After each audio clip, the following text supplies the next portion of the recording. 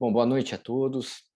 Meu nome é Felipe Savioli, sou médico nutrólogo, médico especialista em medicina do esporte, sou professor da pós-graduação de nutrologia do Hospital Albert Einstein, de mais outras duas pós-graduações. Também sou assistente do grupo de medicina do esporte da Santa Casa de São Paulo. E hoje eu vou falar para vocês justamente sobre os suplementos alimentares no esporte, suas indicações, suas particularidades, como a gente pode estar indicando para cada tipo de atividade física. Pela Anvisa, o que são suplementos alimentares? Eles não são medicamentos e por isso não servem para tratar, prevenir ou curar doenças, né? E os suplementos eles são destinados a pessoas saudáveis e a finalidade é fornecer nutrientes, substâncias bioativas, enzimas ou probióticos que complementem a alimentação. E a Anvisa, ela divide esses suplementos alimentares em 6 categorias atualmente, hoje em 2021. A gente tem os suplementos hidroeletrolíticos, energéticos, proteicos, de substituição parcial de refeições, de creatina e de cafeína. Tá? O suplemento alimentar hidroeletrolítico, a maior função dele é realmente fornecer eletrólitos, principalmente sódio e potássio, e hidratação para o nosso atleta que geralmente está fazendo uma atividade aeróbica, aí, correndo uma maratona, fazendo um triatlo, né? E pode ser acrescentado de carboidratos também até uma certa quantidade. Então, normalmente, eles têm uma concentração de sódio entre 460 e 1150, uma osmolaridade menor que 330 ml, miliosmoles, justamente para não causar desidratação do meu atleta, porque se ele for hiperosmolar, ele pode causar essa desidratação. Pode ter até 8% de carboidratos, podem ser adicionados vitaminas e minerais. O potássio não pode exceder 700 miligramas por litro e pode ser adicionados outros nutrientes desde que não sejam fibras, tá? O suplemento alimentar energético, pelo menos 75% do valor energético deve ser proveniente dos carboidratos. Como que funciona isso, Felipe? Bom, eu tenho um suplemento energético que uma medida dele dá mais ou menos 100 calorias. Dessas 100 calorias, 75 calorias têm que ser provenientes de carboidratos. Porção mínima, que deve ser a de 15 gramas de carboidrato por porção. Podem ser adicionados vitaminas e minerais e pode conter também um pouco de lipídios e proteínas, só não podem ser adicionados fibras, tá? Proteico, um suplemento proteico, um whey protein, uma barra de proteína ou qualquer outro do gênero. Pelo menos 50% do valor energético deve ser proveniente de proteínas, ou seja, eu tenho um suplemento proteico, onde a medida fornece 50 calorias. Dessas 50 calorias, 25, pelo menos 25 calorias, tem que vir de proteínas para eu considerar que seja um suplemento proteico. Mínimo de 10 gramas em cada porção. Pode ser adicionado vitaminas e minerais e não pode ser adicionado de fibras. E a composição proteica do produto deve apresentar um PDCAS maior que 0,9. PDCAS é um score que a gente usa de digestibilidade de proteínas, o quanto que você consegue absorver. E é um score que vai até 1, então acima de 0,9 deve ser considerado para ele ser aprovado como um suplemento proteico. Tá? Nós temos as substituições parciais de refeições, que são conhecidos também aí como hipercalóricos, onde 50% a 70% do valor energético total vem de carboidratos, 13% a 20% de proteína, e os lipídios correspondem ao máximo 30% do valor energético. Há uma preocupação com a quantidade de gorduras, principalmente saturada e trans, e essa gordura saturada não deve exceder 10% do valor energético total, e a gordura trans menor que 1% do valor energético. Deve fornecer pelo menos 300 calorias por porção, podem ser adicionados de vitaminas e minerais, e ao contrário dos suplementos energéticos e proteicos, ele pode ser adicionado de fibras, e tem que ter um PDCAS também maior que 0,9 quando avaliado as proteínas. Tá? Temos a creatina, que é um suplemento que deve conter cada porção entre 1,5 e 3 gramas de creatina por porção, um grau de pureza no mínimo de 99,9, pode ser que tenha um pouquinho de carboidratos e não pode ter fibras alimentares. E a cafeína, que cada dose deve conter entre 210 e 420 miligramas de cafeína, um teor mínimo de 98,5 e não pode ser adicionado de nutrientes.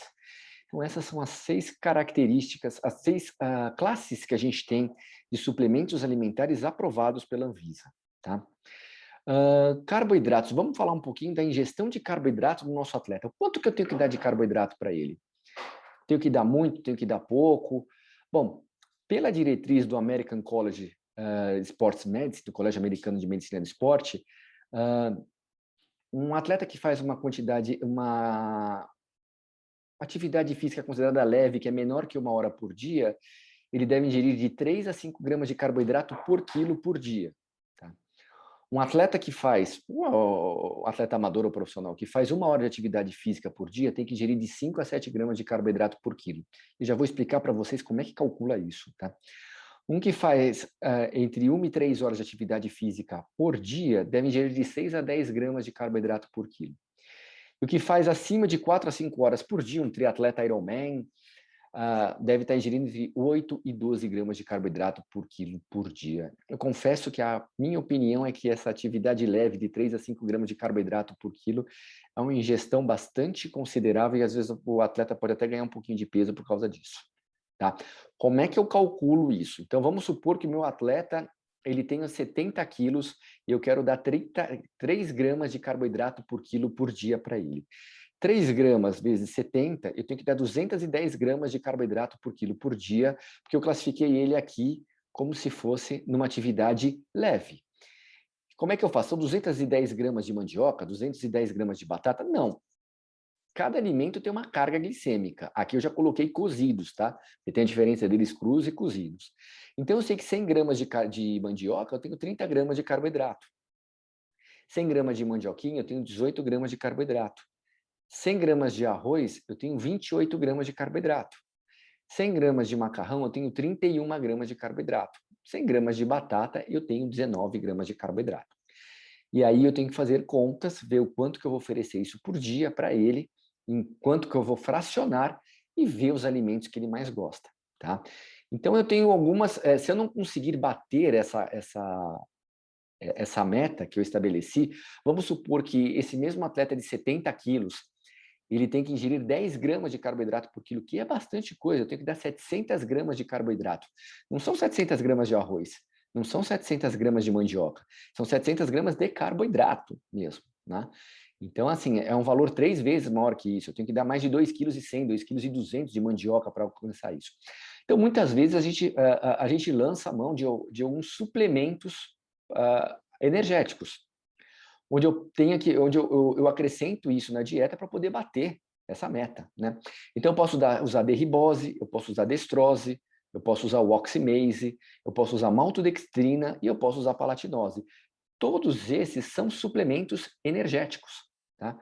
E que se eu não conseguir atingir isso na alimentação, eu posso usar na dieta, ou mesmo posso usar durante uma prova longa, onde vai me facilitar o consumo desse carboidrato, né? E eles têm índices glicêmicos diferentes. Então, o primeiro conceito que a gente viu nessa aula é de carga glicêmica. Então, é o quanto de carboidrato que eu tenho em um tipo de alimento. Agora, o índice glicêmico é diferente. O índice glicêmico é a velocidade com que aumenta a glicemia. E isso vai interferir justamente em que momento que eu vou dar um alimento com índice glicêmico baixo ou índice glicêmico alto. Normalmente, a gente passa um carboidrato de baixo índice glicêmico antes da prova, para ele poder ter oferta energética sendo liberada no organismo de uma forma gradual, e muito provavelmente uso um alimento de índice glicêmico alto depois da prova, depois do treino, para eu aumentar o meu estoque de glicogênio muscular, né? Então, a destrose, que é a glicose, ela tem um índice glicêmico alto, a ribose também tem um índice glicêmico alto. O oximase são 2 tipos de carboidrato, onde eu tenho uma amilopectina, que tem um índice glicêmico alto, e a amilose, que é um índice glicêmico baixo. Eu tenho a maltodextrina, que tem índice glicêmico alto, que isso é uma confusão que muitos fazem, falam, a maltodextrina é um carboidrato complexo. Realmente ele é um carboidrato complexo, mas as ligações dele são muito frágeis e ele é um polímero de glicose, então ele libera várias moléculas de glicose, tá? Tem índice glicêmico alto. E a isomaltulose, que é a palatinose, que tem índice glicêmico baixo, que embora tenha uma fórmula muito parecida com a sacarose, que é o açúcar refinado, que é uma frutose mais uma glicose, mas a ligação deles é diferente. E ela é resistente à hidrólise, a quebra pela água. Então, ela começa a liberar, ela libera a glicose e a frutose de uma forma bem lenta, né? Proteína. Quanto que eu tenho que dar de proteína para o meu atleta? Tá? Diretriz do American College. Entre 1,2 e 2 gramas de proteína por quilo por dia. Ou seja, um atleta de 70 quilos, eu tenho que dar entre 84 e 140 gramas de proteína por quilo. Eu posso aumentar essa ingestão em períodos de treinos mais intensos, em déficit de ingestão energética, ou em lesões. Tá? Esse déficit de ingestão energética pode ser que eu esteja manipulando um pouco a dieta dele, às vezes eu dou um pouquinho mais de energia, outras vezes um pouco menos, dependendo aí em profissionais se eu quero fazer sinalização celular. Mas esse é um assunto que, se a gente for comentar aqui, vai exceder um pouquinho o tempo, tá? E eu tenho que fracionar, não adianta eu dar tudo isso de uma vez, eu tenho que dar 0,3 gramas de proteína por quilo a cada 3 a 5 horas, porque se eu der uma quantidade muito grande de proteína, eu não absorvo tudo, né? A diretriz do International Society Sports Nutrition já vai um pouquinho mais além, já fala entre 1,7 e 2,2 gramas de proteína por quilo. E quem faz treino resistido, e treino resistido é treino de musculação, tá? Para vocês não confundirem. Eu posso chegar até 3 gramas, 3,1 gramas de proteína por quilo, tá? E ele orienta a dar também 0,3 gramas de proteína a cada 3, 4 horas. Tá? E como é que eu calculo essa ingestão de proteínas? Como é que eu faço para saber se meu atleta está ingerindo quantidade adequada de proteína? 100 gramas de carne tem 100 gramas de proteína? Não. Vamos pegar aqui, por exemplo, aqui, ó, um ovo. Se um ovo ele tem um ovo médio, ele tem 6 gramas de proteína. Se ele é um ovo grande, ele tem 7 gramas de proteína. Lembrando que fica 3 gramas na gema e 3 gramas na clara. Toda a proteína não está na clara, ele está dividido meio a meio. Se for um ovo grande, fica 4 gramas na clara e 3 gramas na gema. Tá? Se for pegar filé de frango, 100 gramas de filé de frango, se for peito, tem 33 gramas de proteína, sobrecoxa tem 28 e coxa também tem 28. Se eu pego um contrafilé, carne bovina, 100 gramas tem 30 gramas de proteína, se for uma picanha, 26,4 e uma fraldinha, 24,2. Se eu pegar um peixe, se for uma sardinha, 100 gramas de sardinha tem 32,2 gramas, de atum 26,2 e salmão 23,9. Tá? E eu também tenho vários tipos de suplementação de proteínas que eu posso estar ofertando.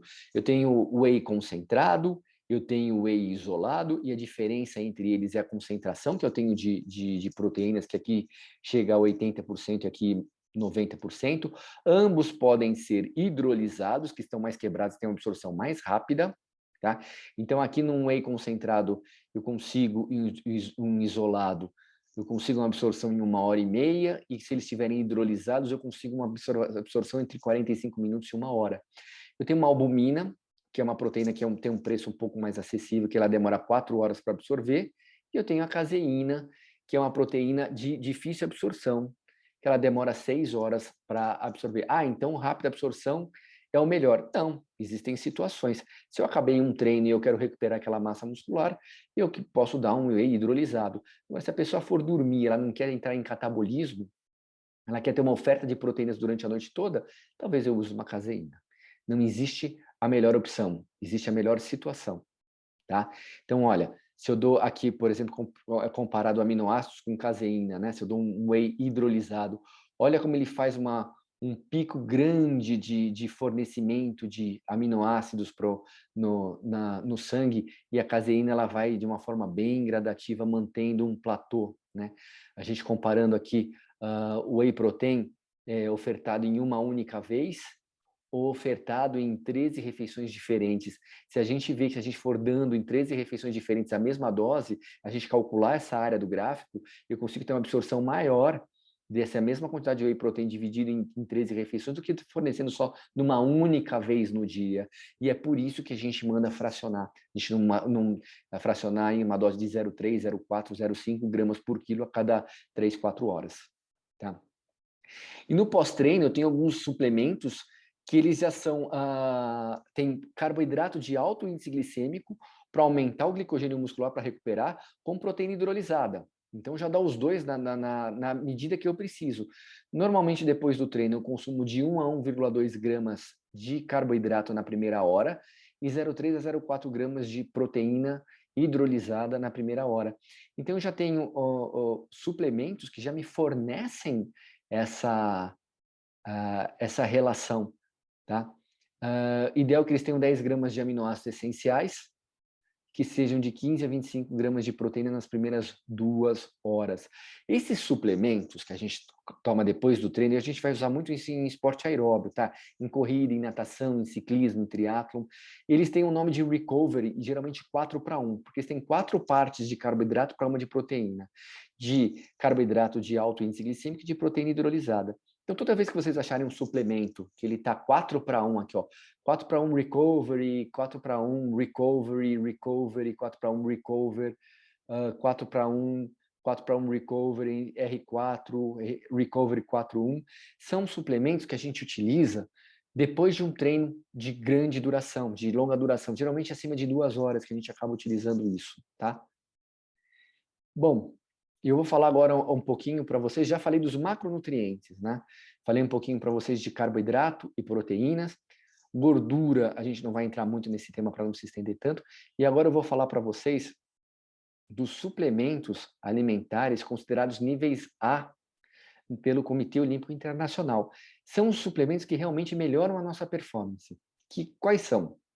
São os nitratos, que a gente vai encontrar principalmente na beterraba, mas a gente encontra também em alface, rúcula, salsão, que é o aipo, espinafre. A gente vai encontrar 2 tamponantes de ácidos, que é o bicarbonato e a beta-alanina. A gente vai também encontrar na cafeína um excelente suplemento ergogênico e também a creatina. Bom, nesse mesmo consenso do Comitê Olímpico Internacional, eles pedem para a gente ficar atentos com ingestão de ferro, de vitamina D e cálcio, que são as 3 substâncias e os 3 micronutrientes que a gente acaba tendo maior déficit encontrando, tanto na população normal como nos atletas também. O ferro, a gente tem que dar uma importância bem grande para atletas do sexo feminino devido à menstruação. Por isso que a ingestão delas é muito maior que o homem, mais que o dobro. A gente preconiza uma ingestão de 18 miligramas para a mulher e aproximadamente 8 miligramas para homem. É extremamente importante a gente dar atenção ao ferro, até porque existem alguns atletas que acabam sofrendo de anemia por interações que a gente tem de algumas reações do nosso organismo, como produção de interleucina 6 no nosso músculo, que estimula a produção de hepcidina, que é um hormônio produzido no fígado, que ele controla essa absorção de ferro, ele controla os níveis de ferro no sangue, e dessa forma a gente pode ter até uma ingestão adequada, mas algumas vezes uma absorção prejudicada. Então, dentro da nutrologia, um fato muito importante que vocês sempre devem dar atenção é se o meu atleta, meu paciente, ele está ingerindo a quantidade adequada e, principalmente, se ele está absorvendo essa quantidade que a gente está passando, né? A vitamina D também, que hoje a maioria das pessoas tem um déficit de vitamina D. A vitamina D que ela é principalmente produzida com exposição solar. E aí a gente, trabalhando em escritórios, em lugares fechados, hoje a gente tem uma exposição solar muito menor do que deveria ter e, consequentemente, déficit de vitamina D. E o cálcio. O cálcio também a gente tem uma ingestão inadequada, na maioria das vezes, de cálcio. A gente tem que dar uma atenção muito grande para esse mineral para os atletas, né? Vamos começar a falar um pouquinho da cafeína. A cafeína, ela é ótima para atividade esportiva, já esteve na lista da WADA de doping, com uma dose muito alta, uma dose que a gente não conseguiria atingir só tomando café, precisaria de cápsulas e cápsulas, né? Mecanismo de ação da cafeína. É um antagonista de receptor de adenosina, tá? Ela é um estimulante onde aumenta a liberação de endorfina, melhora a função neuromuscular e, principalmente, diminui a percepção de esforço. Tá? A dose é de 3 a 6 miligramas por quilo, 60 minutos antes do exercício. Como é que eu calculo isso? Normalmente, uma xícara de café, dependendo do café, tem 80 miligramas. Para um atleta de 70 quilos, eu estou falando entre 210 e 420 miligramas de cafeína. Então, ele teria que tomar aí 3 cafés para começar, 3 xícaras de café, para começar a ter algum efeito ergogênico, né? E no Endurance você pode avaliar periodicamente. Como assim? Ele tomou um café antes de uma prova de um Ironman que ele ia fazer um amador em 12 horas. Obviamente, depois de 3 horas, o efeito já não é mais o mesmo, né? Então, a gente pode ir suplementando periodicamente durante a prova, em cápsulas, a cafeína. Então, eu posso dar uma dose de 250 miligramas antes de começar a prova e a cada 3 horas de prova, eu posso dar mais 250 miligramas para dar um up nesse meu atleta, né? A creatina. Creatina ela faz o aumento do estoque da creatina muscular, aumentando a ressíntese de ATP por essa via energética. Então, vamos falar um pouquinho de bioenergética, vamos falar um pouquinho de bioquímica. E como eu estou falando, eu acredito, nesse congresso para a maioria estudantes, então aproveitei essa aula para fazer uma revisão de alguns conceitos de bioquímica. Então, o ATP é a molécula que me fornece energia. Ela é quebrada na última molécula de fósforo e ela vira ADP, produzindo energia. Então, em muitos livros, vocês vão encontrar o nome dela como moeda corrente. Moeda corrente porque ela é ATP uma hora, aí ela produz energia, ela vira ADP, depois ela volta a ser ATP e ela vira ADP. Eu prefiro falar nas minhas aulas que o ATP ele é um cartão recarregável. Então, você vai viajar, você põe crédito nele e você gasta, e você põe crédito de novo e você gasta, tá? Então, o ATP, ele é o cartão recarregado, ele tem créditos para eu usar. Quando eu usei ele, e ele está sem créditos, ele vira ADP, né? E eu preciso recarregar esse cartão. Eu consigo recarregar por 3 vias energéticas diferentes. Eu consigo recarregar pela via da fosfocreatina, eu consigo recarregar pela via glicolítica e eu consigo recarregar ele pela via oxidativa ou de cadeia de elétrons, né? A diferença entre essas vias é a velocidade com que ele consegue recarregar e a quantidade de créditos que ela consegue me colocar. Então, eu consigo recarregar de uma forma muito rápida pela via de fosfocreatina, mas que não vai ser grande quantidade, não vai me dar muito dinheiro. Eu consigo recarregar de uma forma razoável na via glicolítica, que me dá um dinheiro razoável. O dinheiro é o ATP. E eu demoro para recarregar isso pela via de cadeia de elétrons, ou via oxidativa, ou via aeróbia, mas ele me dá bastante crédito, tá? E é assim que funciona a bioenergética no nosso organismo. E essa creatina, se eu faço uma suplementação de creatina, eu começo a ter mais fosfocreatina, que consegue recarregar esse ADP que foi utilizado em ATP novamente. Só que ele recarrega de uma forma muito rápida e ele é utilizado de uma forma muito rápida, né? Então, a suplementação de creatina, ela vai beneficiar principalmente exercícios de curta duração e alta intensidade. Então, eu tenho um atleta que vai correr 100 metros rasos, que de um atleta profissional normalmente se abaixo de 10 segundos. A creatina vai me ajudar muito para fazer essa ressíntese de ATP, porque ela me dá uma quantidade menor, que eu não preciso de grandes energias para correr 100 metros, mas ele me dá de uma forma muito rápida. Isso vai ser interessante também em levantadores de peso, em nadadores, às vezes de 25 metros, 50 metros, né? Mais as provas de 50 metros, que são mais as provas oficiais, né? Eu posso fazer uma dose de carregamento de 20 gramas de creatina por dia, dividido em 4 vezes por 5 a 7 dias, mais uma manutenção de 3 a 5 gramas por dia. Mas, na verdade, a gente fazia muito essa dose de carregamento no começo, alguns anos atrás. Hoje não existe mais essa necessidade de a gente fazer essa dose de carregamento. A gente consegue ter os benefícios dela suplementando de 3 a 5 gramas por dia, né? E no Endurance, nos exercícios de grande duração, né, a gente tem que avaliar isso com muito critério, porque muitas vezes uma suplementação de creatina pode me aumentar a retenção hídrica. E me aumentando a retenção hídrica, me dá ganho de peso. E para um cara que vai fazer uma prova de um Ironman, que vai nadar 4 quilômetros, vai pedalar 180 vai pedalar 180 e depois vai correr uma maratona, vai correr 42 quilômetros, se ele levar meio quilo a mais de água no corpo dele, vai fazer uma enorme diferença no tempo final. Então, a gente tem que selecionar de uma forma adequada quem que a gente vai suplementar com creatina ou não. E tem atletas de endurance que fazem suplementação de creatina, não tem retenção hídrica e e tem benefícios com isso. Então, é muito uma avaliação individual que você tem que ter do seu atleta. Tá? Então, alguns esportes eu tenho que ficar um pouco atento na suplementação de creatina, como, por exemplo, natação, que ele pode dar uma retenção hídrica maior e pode criar um arrasto hidrodinâmico maior, ele pode perder desempenho por causa disso.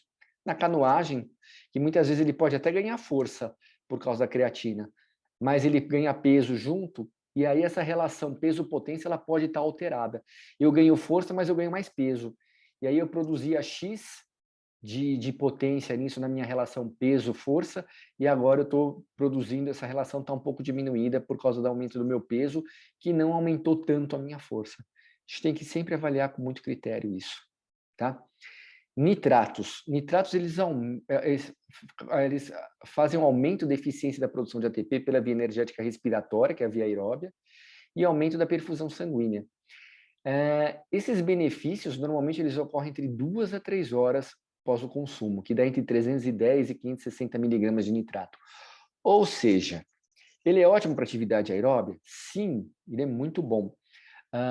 Mas se eu quiser ter um benefício do consumo agudo dele, eu preciso estar dando entre 120 e 180 minutos antes da prova. Tá? É um tempo bem considerável.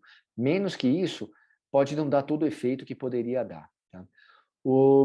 Tem benefício também quando consumir de forma crônica, ou seja, o meu atleta que não quer consumir antes da prova, se ele quer tomar o suco de beterraba dele, que é o que tem nitrato, no jantar, quando ele terminou o treino, ele vai ter benefícios com isso também. Tá? E a grande indicação dele é no endurance. Né? Vamos comentar alguns artigos aqui.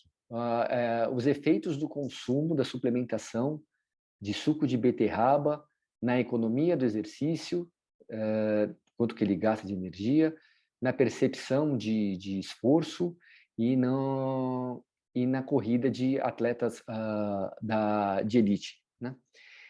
Então, foram avaliados nesse artigo 12 corredores de elite de longa distância, atletas profissionais. O teste foi com teste cardiopulmonar, com ergospirometria até exaustão, e 6 consumiram suco de beterraba durante 15 dias e 6 consumiram placebo. E houve melhora da percepção de esforço no grupo de suco de beterraba. O que significa isso? Meu atleta estava correndo a 15 km por hora e a gente vai perguntando para ele, quando ele está no teste cardiopulmonar, na ergospirometria, por uma escala de Borg, o quanto que ele está com fadiga. E ele estava correndo na mesma intensidade, mas com um score de fadiga menor. E isso eles avaliaram nessa avaliação. Eles tinham uma melhor saturação de oxigênio no grupo de suco de beterraba durante o exercício. Eles tinham uma melhor oxigenação. E teve melhora do tempo de exaustão no grupo que consumiu suco de beterraba. Ou seja, se a creatina ela é excelente para o meu atleta que vai fazer um exercício de alta intensidade e curta duração, como, por exemplo, uma musculação, levantamento de peso, um lançamento de dardo, lançamento de disco, o suco de beterraba, devido aos nitratos que ele tem, e a beterraba é o melhor representante dessa classe de nitratos, ele vai ser excelente para o meu atleta que quer fazer atividade física de aeróbia. Tá? Esse aqui foi um outro artigo que eles fizeram de uma revisão sistemática do efeito da suplementação de suco de beterraba na parte cardiorrespiratória de atletas de endurance. E eles avaliaram 23 artigos. E a melhora do desempenho estava associada à diminuição do consumo de oxigênio em diferentes intensidades, de 60% a 100% do VO2 máximo. Então, esse artigo, ele concluiu o seguinte, se eu pego um atleta e ponho para ele correr a 15 km por hora, e ele estava gastando aí 800 calorias por hora para fazer essa atividade física, isso vai depender do peso do meu atleta. Se eu começava a suplementar ele com suco de beterraba, para os mesmos 15 km por hora que ele corria, com o mesmo peso, sem alterar o peso, ele tinha um menor consumo de oxigênio e, consequentemente, um menor gasto energético. Existia uma economia desse exercício. Né? E o resultado em ambientes hipóxicos, quando ele vai para altitude, ele vai fazer uma prova aqui nos Andes, em Quito, na Bolívia, é bem controverso. Você tem artigos que melhoram esse desempenho, você tem os artigos que não mostram diferença nenhuma. Tá? Tem efeitos positivos em uma única ingestão. Realmente, se você quiser tomar antes de uma prova, ele vai dar um efeito, mas ele tem efeitos melhores quando você toma todo dia. Tá? E os atletas profissionais, eles precisam de uma dose maior de nitrato para ter esse desempenho, tá? Vamos falar um pouquinho agora das substâncias tamponantes, tá? Eu vou falar da beta-alanina e do bicarbonato, que também estão naquela nossa lista do Comitê Olímpico Internacional. E eles vão combater os ácidos que a gente produz nos exercícios. Então, vamos pensar o seguinte. Vamos fazer uma revisão de novo da bioenergética. Lembra que eu falei que o meu ATP é um cartão de crédito recarregável? E quando ele está recarregado, ele é ATP. E quando ele não está carregado, ele é ADP. E ele pode ser recarregado de velocidades e quantidades diferentes. Então, eu tenho a via da fosfocreatina, que ela recarrega de uma forma bem rápida, mas uma quantidade bem pouca de dinheiro. Eu tenho uma via glicolítica, que ela é intermediária nos dois, ela me recarrega o ATP de uma velocidade intermediária, mas também uma quantidade intermediária. E eu tenho uma via de cadeia de elétrons, ou via aeróbia, que ele me recarrega esse ATP, que ele demora para recarregar, mas quando ele recarrega muito mais, né?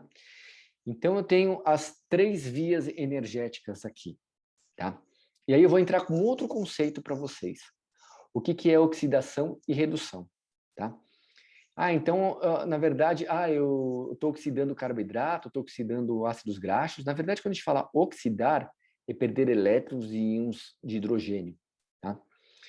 Quando vocês vão no hospital e vocês querem aumentar a quantidade de ferro que o paciente de vocês está ingerindo, na verdade, vocês querem aumentar a absorção do que ele está ingerindo, vocês pedem para tomar junto suco de laranja, na verdade, o que vocês estão fazendo é uma reação de oxidação e redução para que tenha uma maior absorção. O que acontece? O ácido ascórbico, que é a substância presente, a vitamina C, no suco de laranja, ele é um grande doador de elétrons, ou seja, ele sofre oxidação e ele acaba doando esse elétron para outros elementos. Então, o paciente de vocês fez uma dieta, uma refeição que tinha feijão, tinha espinafre, não vou entrar aqui no mérito do que é ferro M, ferro não M, comer uma carne, alguma coisa, e ele precisa absorver mais esse ferro. Você dá um suco de laranja que tem ácido ascórbico, ele doa esse elétron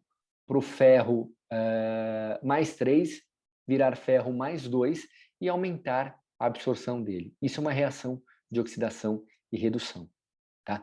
E a gente sofre reações de oxidação e redução em todas as vias de produção de energia aqui, menos na fosfocreatina. Então, a gente, na via glicolítica, a gente tem reações de oxidação, ou seja, a glicose, em alguns momentos, ela vai perder elétrons, íons H+, e esses íons H+, pode ser um problema. Na beta-oxidação, o próprio nome já diz que tem oxidação, então, quando eu estou fatiando lá meu ácido graxo, minha gordura, ele está liberando também íons H+, e íons hidrogênio. E no ciclo de Krebs, que é uma sucessão de processos oxidativos, ele também está me liberando íons H+ elétrons. Ou seja, durante o fornecimento de energia, eu tenho processos oxidativos. Estão liberando íons H+ e elétrons. E esses íons H+, eles acidificam. E eles podem criar uma acidose metabólica, tá? E eu preciso captar esses íons H+ para que não aconteça isso. Se eu tiver numa intensidade baixa, eu consigo fazer isso com uma certa eficiência. Se eu tiver numa intensidade de exercício muito alta, talvez eu não consiga captar todos esses íons H+, e isso pode me acidificar e gerar uma fadiga. A partir do momento que eu tenho esses processos oxidativos que estão acontecendo na produção de energia, que acontece na via glicolítica, na beta-oxidação, no ciclo de Krebs, eu tenho cotransportadores no meu corpo. Esses cotransportadores, que chamam NAD+, e FAD, eles pegam esses íons H+, e se transformam em NADH e H+, ou em FADH2. E aí eu consigo, de certa forma, prender esses íons H+, e não gerar acidose no meio que eles estão, porque eles vão ter uma outra função lá na cadeia de elétrons. Porém, se essa atividade estiver muito intensa, talvez eu não tenha quantidade suficiente desses cotransportadores, eles acabam ficando no citosol e acabam me acidificando. Então, olha só, aqui eu tenho um esquema da via glicolítica, né? Então, a glicose, ela vai, na primeira reação vira glicose 6-fosfato, depois frutose 6-fosfato, depois 1,6-frutose bifosfato, e chega numa determinada situação aqui, que ela sofre uma reação de oxidação. Olha só, vem o NAD+, e vira NADH mais H+, carregando aqui os elétrons e íons H+. Lembrando que o produto final da glicose é o piruvato, e esse piruvato ele tem 3 caminhos que ele pode seguir na natureza, mas no ser humano 2, tá? Ele pode virar acetil-CoA, ele pode virar lactato e mais H+, e ele pode fazer fermentação alcoólica em outros organismos. Então, o produto final da glicose é sempre o piruvato, e o piruvato ele pode seguir esses 3 caminhos. Se ele vira acetil-CoA, ele vai para o ciclo de Krebs. Se ele vira lactato, H+, ele vai fazer um outro ciclo no fígado e voltar como parte energética. E aqui a gente não corre esse risco, né?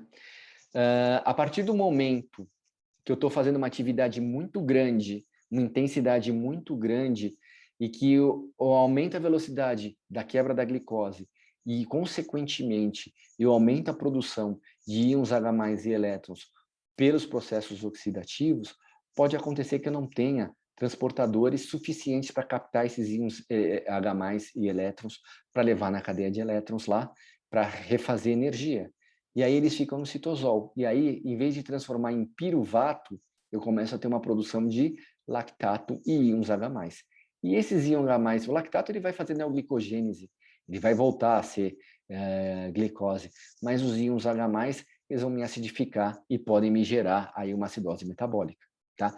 E na própria beta-oxidação, que a beta-oxidação as pessoas confundem um pouco.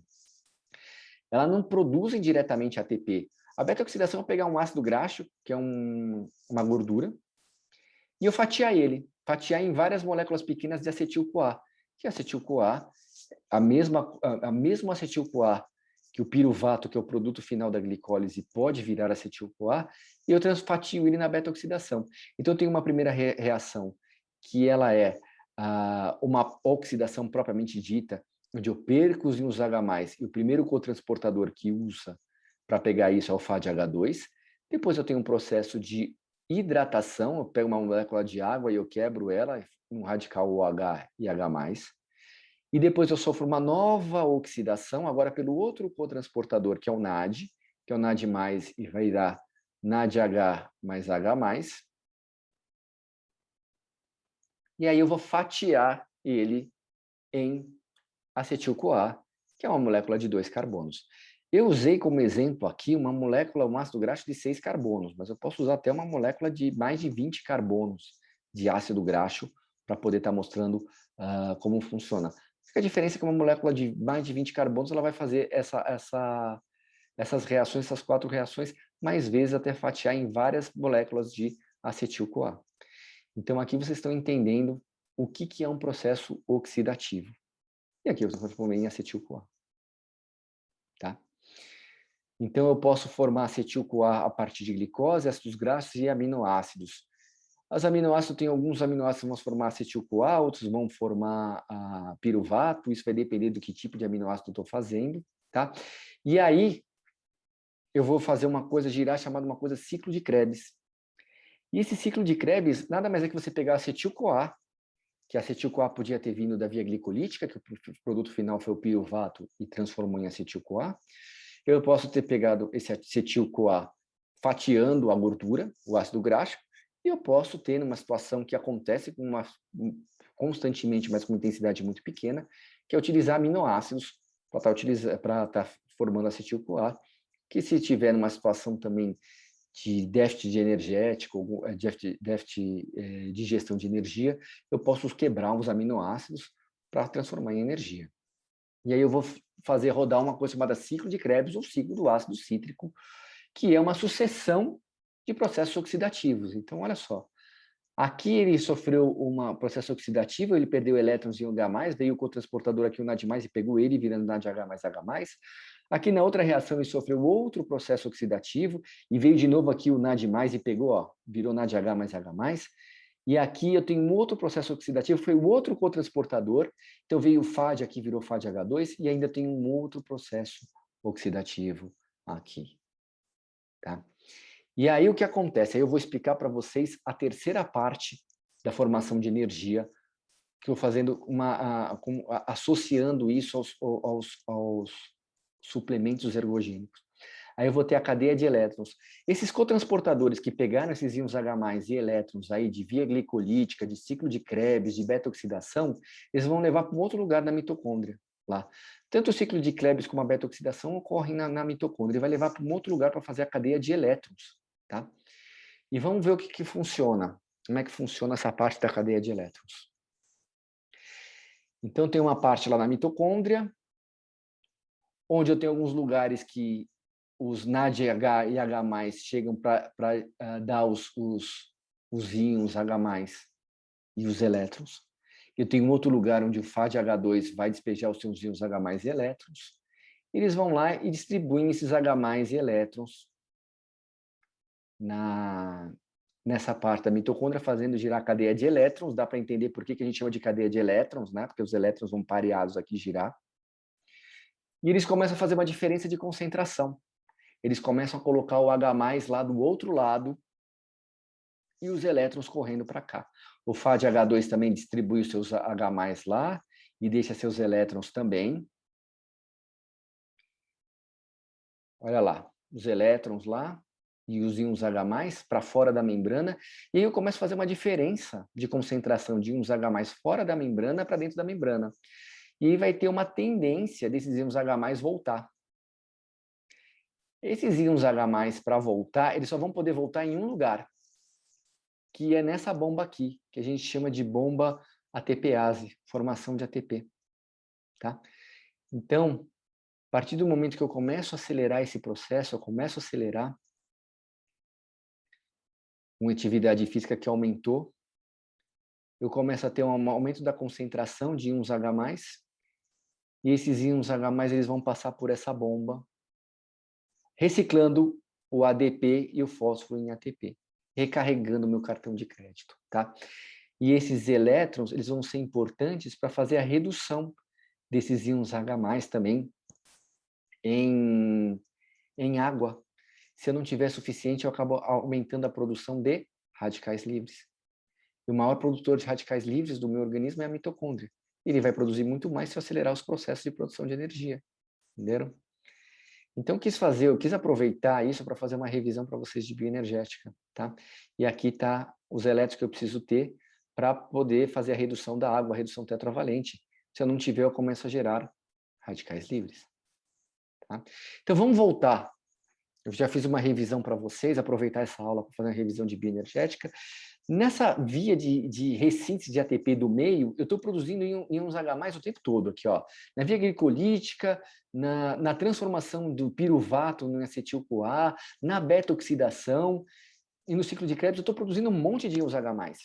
E esses íons H+, eles têm que ser captados pelos meus cotransportadores para ser levado aqui, na cadeia de elétrons. A partir do momento que eu aumento a intensidade, eu provavelmente não vou ter tantos cotransportadores desse jeito.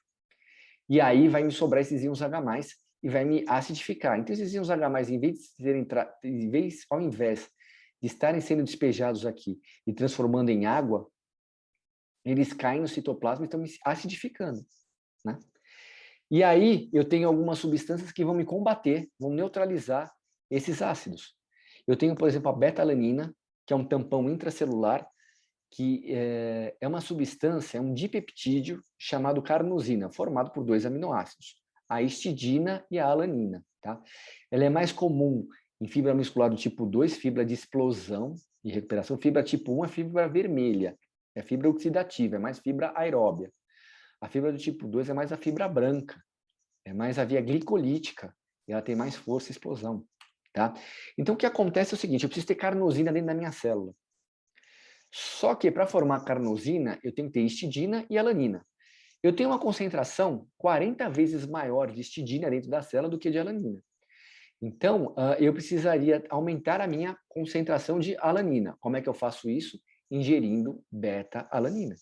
Tá?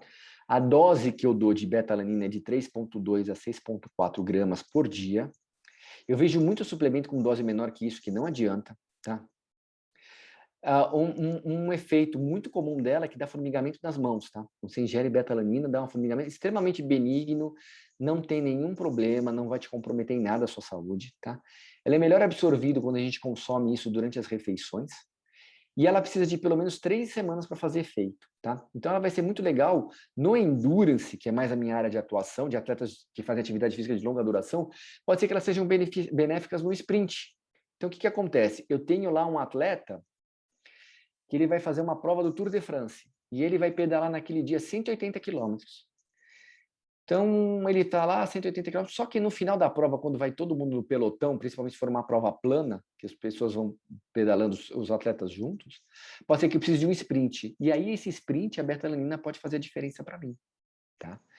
Então, ó, maratona de Boston, a maratona mais importante do mundo, realizada em 2019.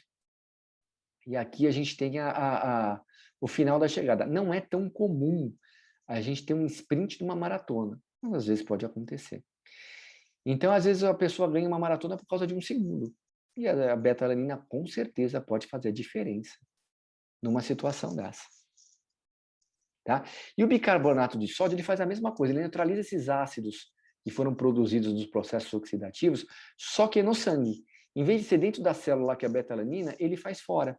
Então, é um tampão extracelular que aumenta o pH plasmático, ou seja, deixa mais alcalino, tem maior efeito em exercícios de curta duração e alta densidade, onde a produção desses ácidos são maiores, e a dose é de 0,2 a 0,4 gramas de 60 a 150 minutos antes do exercício. Cuidado com o bicarbonato de sódio, dá muito efeito gastrointestinal, dá muita diarreia. Faça 0,2, já costuma dar muito efeito. Faz para o seu atleta um aumento progressivo disso, tá? Endurance você pode avaliar em múltiplos consumos durante a prova. Ele pode ir tomando bicarbonato de 3 em 3 horas, assim como a cafeína, tá? Então, trouxe mais um artigo para vocês da suplementação de bicarbonato de sódio. Foram 17 atletas de endurance, 16 homens e uma mulher. Foi feito um duplo cego, placebo controlado, de 0,3 gramas por quilo de bicarbonato, e foram feitos 4 avaliações. Ou seja, esses 17 atletas, eles participaram do grupo placebo e participaram também do grupo que consumiu bicarbonato. Eles ficaram com carga constante, então colocaram eles numa esteira e deixaram uma velocidade, ver o que dava, e o outro foi aumentando as cargas, né? Não teve diferença no tempo de exaustão, porém a velocidade máxima atingida foi maior no grupo de bicarbonato. Foi aquilo que eu falei, a intensidade acaba sendo maior. Não teve diferença no VO2 pico e teve pH mais alto no grupo bicarbonato em todos os testes, sem diferenças no lactato. A gente vê os atletas que consumiram a bicarbonato tinham um pH mais alcalino, e isso favoreceu o tamponamento dos ácidos produzidos durante a atividade física, tá? Dos 15 atletas apresentaram queixas após o teste, com dor no estômago, diarreia, náuseas e vômitos e tonturas. Apenas 2 atletas não tiveram queixas e nenhum atleta apresentou queixas no grupo placebo. Ou seja, bicarbonato funciona, está no nível A lá do Comitê Olímpico Internacional, mas cuidado, faz uma coisa progressiva com o atleta de vocês, porque a chance de dar um problema gastrointestinal é bem importante. Bom, pessoal, é isso que eu queria passar para vocês. Passar primeiro o conceito de macronutrientes, o quanto que eu tenho que te dar de comida para o meu atleta, porque se ele não estiver bem alimentado, não adianta ficar usando betalanina, cafeína, suco de beterraba. Primeiro eu preciso dar o que ele, a quantidade adequada de carboidrato, proteína e gordura também. E depois eu quis falar um pouquinho para vocês dos 5 suplementos mais comuns que a gente que tem maior nível de evidência que funcionam, e fazer também uma revisão aí de bioquímica, que eu sei que a maioria aí são estudantes. Essa é a minha rede social que eu mais utilizo no Instagram, e quem tiver qualquer dúvida pode me mandar e-mail que eu vou ter o maior prazer em responder, tá bom? Obrigado por todos que viram a palestra, obrigado pela organização por me chamarem, e fico à disposição. Uma boa noite.